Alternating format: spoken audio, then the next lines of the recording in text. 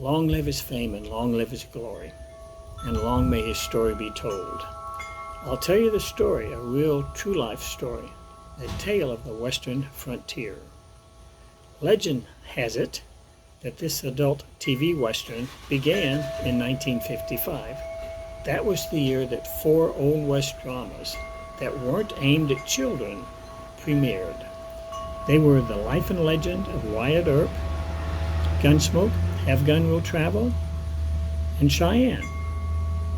So on Tuesday, 6 September 1955, television watching was changed forever with the premiere of the very first made-for-TV Western, adult Western.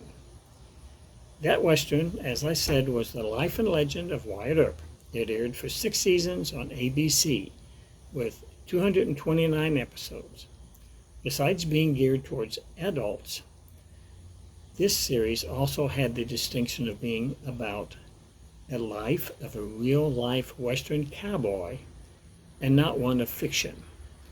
This series was based on Stuart N. Lake's 1931 best-selling but largely fictional biography of Wyatt Earp. It was called Wyatt Earp, Frontier Marshal.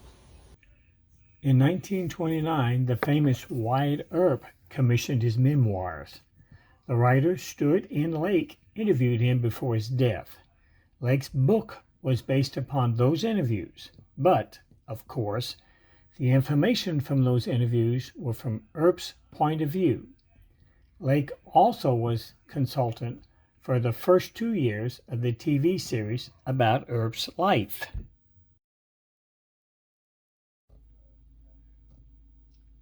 The half-hour black and white series told the remarkable and supposedly true story of the consummate lawman Wyatt Earp, who shot to wound, not to kill.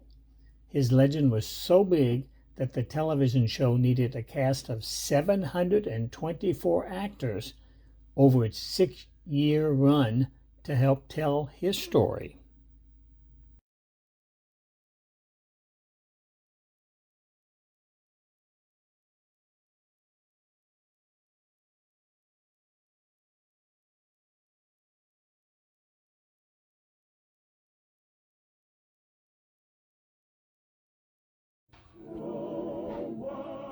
The West it was lawless, but one man was flawless, and his is the story you'll hear.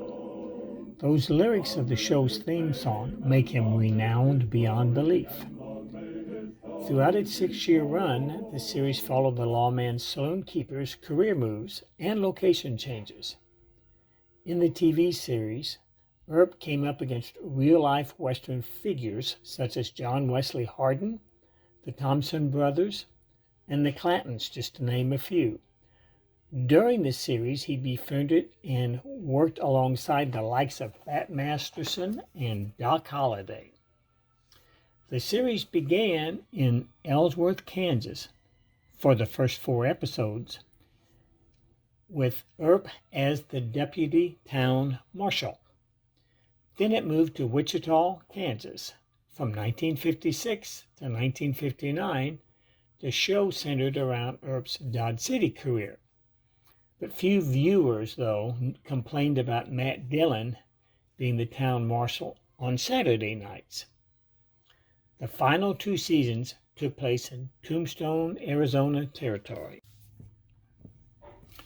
Did you know that originally George Montgomery was offered the part of Wyatt Earp? But Montgomery was unable to take the part because he had commitments for other Western films. If you watched the series, you know the title role was played by Hugh O'Brien. It was his physical resemblance to the early photographs of Wyatt Earp that actually won him the role. Desilu Productions produced the show and filmed it at the Desilu Studios. General Mills, Procter & Gamble, and the Parker Pen Company sponsored the show throughout its entire 6-season run. All 229 episodes were filmed in black and white. Hugh O'Brien was nominated for an Emmy in 1957 for Best Continuing Performance by an Actor in a Dramatic Series. His show, The Life and Legend of Wyatt Earp, was billed as the first TV adult Western. When he was asked to define adult Western, O'Brien quipped, "The cowboy still kisses his horse, but worries about it."